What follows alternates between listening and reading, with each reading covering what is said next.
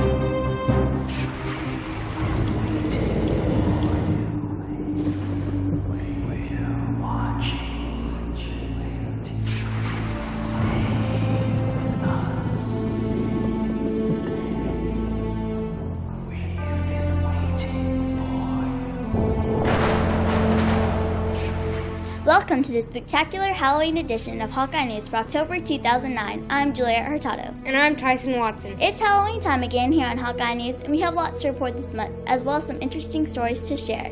We will also have some important tips on how to make Halloween a safe and fun holiday for trick-or-treating. Hawkeye News is committed to bringing you more news and stories from all across the campus here at the junior high. Now let's get started with this month's top stories.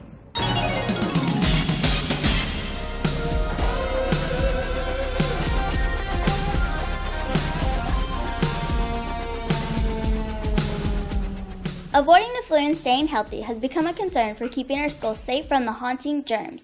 Here are a few tips on how to avoid sickness as the seasons begin to change from fall to winter. I bet you didn't know that there is a higher risk of getting germs from a handrail than eating a dead bug. A student can touch 300 surfaces in only 30 minutes. There are 400 times more bacteria on a desk than on a toilet seat. You can protect yourself from the flu by washing your hands frequently with soap and warm water. You can also use an alcohol-based hand sanitizer. You should avoid touching your eyes, nose, or mouth. Stay away from people who are sick, especially if they have fever, cough, or sore throat. Get plenty of sleep, exercise regularly, manage stress, drink plenty of fluids, and eat nutritious foods. Wow, Juliet, that's good information, but gross. Eating a bug? Didn't know that. Yes, we hope students will take this information seriously and stay sick-free this holiday season. Now, Hawkeye News reporter Alejandra Pena has information on a play that raised money for a good cause. Thanks, Juliet and Tyson. Recently, the RLJH Theater Department performed a play called The Unworking Cowboy, and it had a great turnout. The Unworking Cowboy is performed on Friday, October 9th at the RLJH cafeteria. The show was about a cowboy who could not get anything right, but when everyone left town for the California Gold Rush, he had no choice but to get things right. The students wrote, directed, and designed the show. The students raised $400. They put $200 towards the theater program and $200 towards a family in need. Also, the theater department is preparing their next play, Helen Keller. Auditions will be held on November 16th and 17th. Special thanks to Hawkeye News photojournalist Colin Kelsey for the video coverage. I'm Alejandra Pena reporting for Hawkeye News. Happy Halloween. Back to you. Thanks, Alejandra. That was a great story. Up next, Jose Moya has information on classes here at the junior high. Welcome back, Jose. Thanks, Julia and Tyson. This month, I have information on 2 exciting classes offered here at the junior high. First up, the guitar class. The guitar class is now in its 2nd year.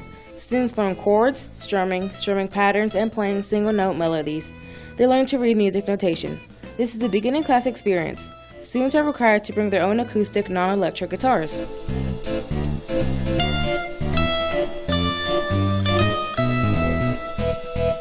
And finally, we feature the digital photography class taught by Mrs. Smalley. This course is designed to develop students' skills in pixel-based photographic design and printing. Students explore the composition of digital photography. Emphasis is placed on concepts and techniques of digital cameras and image applications. Students also learn to use digital cameras with audio and manual exposure modes. And last but not least, I need to correct the mistake I made last month when mentioning a fellow Hawkeye News member. Hawkeye News sports reporter Robert Bush was not mentioned, and we wanted to correct that. The Red Oak Junior High cast of Hawkeye News are Juliet Hurtado, Alejandra Pena, Tyson Watson, Jose Moya, Bailey Wash, Seth Cates, Robert Bush, Colin Kelsey, Taylor Lynch, and Sammy Lamb. Julia and Tyson, that's it from here. I'll be back next month with more. Reporting for Hawkeye News, I'm Jose Moya. Hasta luego. Happy Halloween. Thanks, Jose. Great stories. It's now time for sports. Tyson and his sports team have been very busy in order to bring us the latest football, volleyball, cross country, and tennis updates. What's happening in sports this month, Tyson? Thanks, Juliet. My team of reporters, Robert, Colin, Seth, and Taylor, will join us later. But first, an update on the Hawks 8th grade A football season. At press time, we know that the 8th grade Hawks A team lost 13-6 to Forney Warren. In week 5 of the season, the Hawks A team faced Lancaster and lost 32-10. We hope to have more to report next month on the Hawks A team season. Up next, Hawkeye News sports reporter Robert Bush returns with an update on the Hawks 8th grade B team scores and highlights. Robert? Thanks, Tyson, and you're right. The 8th grade Hawks B football team has had their season start with some great wins and tough losses. The challengers have been Terrell, Royce City, Forney Brown, and Lancaster. At press time, we know that the 8th grade Hawks B football team lost 12-6 to Forney Warren.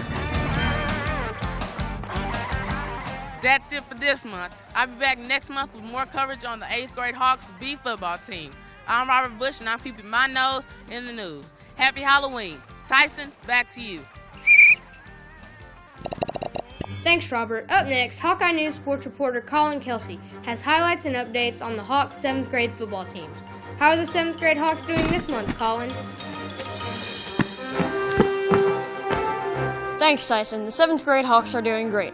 Like the 8th grade football teams, the 7th grade also have some big wins and disappointing losses as the season progresses. The 7th grade A team played Royce City with a final score of 26-0 Hawks. A dominating game capped off by an interception before touchdown by Gabe Harrison. Then the 7th grade B team played Royce City and won with a final score of 26-0. Tanner Little ran and threw his way to every receiver and running back, threw for a couple of scores, and ran for another. The 7th grade A team faced Forney Brown and won 19-14.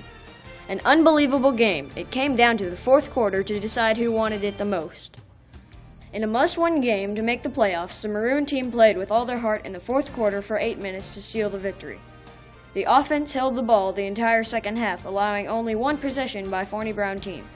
And finally at press time, the 7th grade B team battled Forney Brown. The final score was 21-0. The defense dominated the game, not allowing any passes to be completed and one interception. Robert Jones also ripped into the Forney Brown defense for a score. That's all for the 7th grade action for this month. I'll return next month with more highlights. Reporting for Hawkeye News, I'm Colin Kelsey. Tyson, back to you. Thanks, Colin. Next we go to Hawkeye News sports reporter Seth Cates. Seth returns with updates on the Hawks and Lady Hawks cross-country teams, as well as a look at ROJH tennis. Seth? Thanks, Tyson. Happy Halloween. The Red Oak Junior High cross-country and tennis teams are having a great year so far. Here are some updates. In September, the junior high cross-country teams participated in a meet at Lake Whitney. In the girls' division, Abby De La Rosa medaled for the fourth time in 4 meets. Morgan Fairbanks and Laura Edzini also placed well for the Lady Hawks. In the boys division, the junior high team took the championship with James Prochet, Nick Wilson, Russell Brown, and Andreas Esparza winning points for the team. Prochet and Wilson also won individual medals. Then the junior high cross-country teams participated in their last meet at Lake Whitney. The boys finished third with Nick Wilson and James Prochet medaling. The girls finished fifth with Abby De La Rosa winning her fifth medal. In tennis news, the team won a close match against Waxahachie 17-15. At press time, the Red Oak Junior High tennis team is 2-0. I'll be back next month reporting for Hawkeye News. I'm Seth Cates. Don't forget to vote for Pedro. Gosh. Thanks, Seth. And finally, this month we welcome back Hawkeye News sports reporter Taylor Lynch, who has information and highlights on the Lady Hawks volleyball team. Taylor? Thanks, Tyson and Juliet. The Lady Hawks are doing awesome. Both the 7th grade and 8th grade teams have seen a lot of action this season. Here are some scores and highlights. The 7th grade A and B teams hosted Royse City at the junior high school. The B team won 25-19 and 25-13 behind consistent serving. The A team won 25-14 and 25-11. Both teams did a great job on offense and getting their serves over and worked well together as a team. Then the Lady Hawks 7th grade volleyball team took home another win against Lancaster. The B team led the way, winning in 2 games, 25-9 and 25-10. The 7th grade A team beat Lancaster as well, winning their 2nd and 3rd games, 25-2 and 15-9. The Red Oak Lady Hawks 7th grade volleyball teams then beat Forney Brown. The B team started the night by winning the first 2 games, 25-12 and 25-9. The A team wrapped up the night by winning in the last 2 games also. And finally, at press time, the Lady Hawks 7th grade volleyball teams continued their winning streak by defeating Greenville. The B team continued their success by winning the first 2 sets, 25-19 and 25-16. The ladies played a strong defense to secure both wins. The A team wrapped up the night by winning in 2 sets, 25-14 and 25-8. The ladies are continuing their outstanding season. Come support your Lady Hawks. The 8th grade A and B teams faced off against Royse City at the high school. The B team, Lady Hawks, started slowly, getting behind early and never recovering. They lost the first set 12-25. The Lady Hawks couldn't overcome Royse City's momentum and lost the second set 23-25. The A team match was a different story. Behind the great play of Chloe Davis, the Lady Hawks cruised to an easy 25-9 win in the first set. The Lady Hawks continued to play well and dominated the second set as well, winning 25-13. Then the B team defeated Lancaster 25-18 and 25-14, and the A team also defeated Lancaster 25-11 and 25-10. The ladies did great on their passing and their defense. The Lady Hawks then hosted Forney Brown.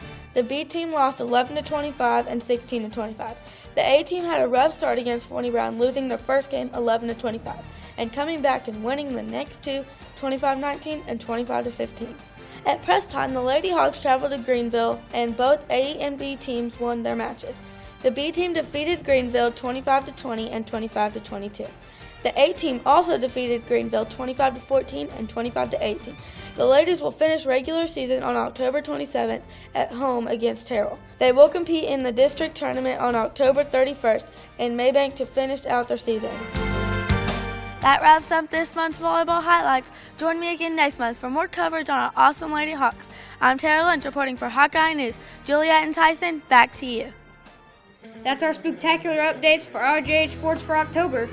Up next, Sammy Lamb joins us from the RJH cafeteria. She caught up with students during the lunch break to ask what their favorite area haunted house was to visit during the month of October. Welcome back, Sammy, and happy Halloween.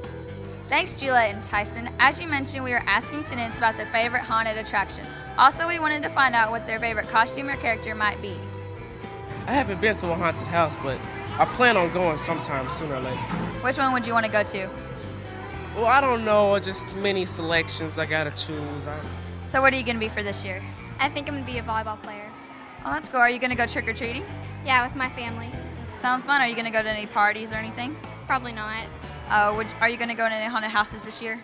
I really want to go to Screams. It seems like a lot of fun. Have you visited any haunted houses this year? No, but I work at Reindeer Manor. Is it fun scaring people? Yes. Do you like the look on their faces when they're screaming? Yes. Are you going to go trick-or-treating this year with family? No, I'm going to be at Reindeer Manor. So what are you going to be for Halloween this year? Probably Michael Jackson. Have you already got your costume? No, not yet. Is it going to be really big costume or just a couple things? It's going to probably be really big. Are you going trick-or-treating? Probably. I might go to more than haunted houses than trick-or-treating this year. So have you been in any haunted houses this year? Yeah, I went to Six Flags, Studio 13. Was it fun or was it scary? It was fun and scary at the same time. It was pretty good. It's cool. Are you going trick-or-treating this year?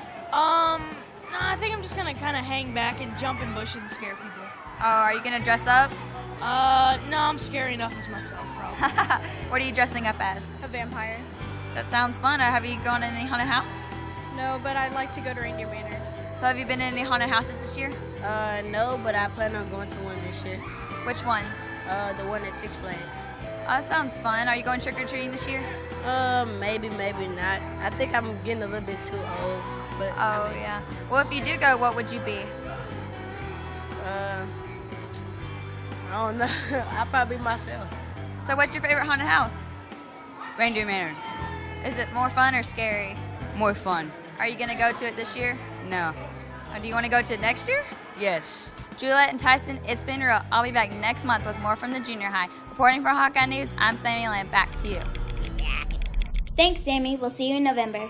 Now we check in with Hawkeye News reporter Bailey Wash, who has a report on a local haunted house not too far from here. Happy Halloween, Bailey. Thanks, Juliet and Tyson. This month I have ghoulish information on Reindeer Manor. Reindeer Manor is a real haunted house located just outside Reading. A whole night of entertainment awaits you, including the haunted house at Reindeer Manor is the main attraction, and the second attraction is 13th Street Morgue. The manor is one of the oldest haunted attractions in America, and said truly to be haunted by ghosts who died in and around the house. Although Hawkeye News has exclusive access, we are limited to what we could show you, so we don't want to spoil your fun. So come out and see for yourself if you dare. Enter at your own risk. The 13th Street Morgue was built in a barn near the manor. In addition to the main attractions, there are many other things you could do during your visit. Free movies, free hay rides, and coin-operated flamethrowers. Reindeer Manor is a full night of entertainment.